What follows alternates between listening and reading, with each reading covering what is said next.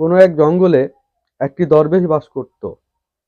একদিন একটি কাককে গাছের উপর দিয়ে যাতায়াত করতে দেখে তার মনে কৌতূহল জাগলো। কাক ওখানে কেন যাওয়া আসা করে?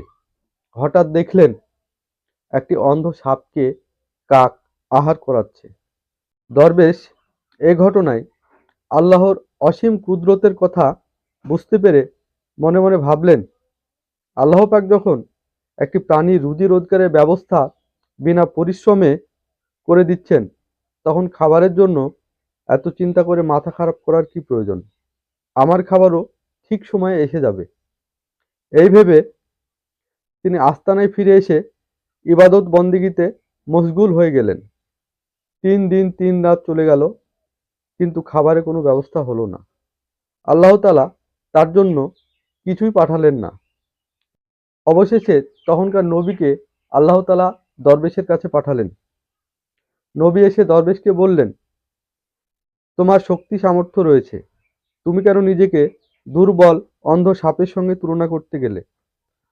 তোমার উচিত অন্যের বোঝা না হয়ে অন্যের উপকার করা।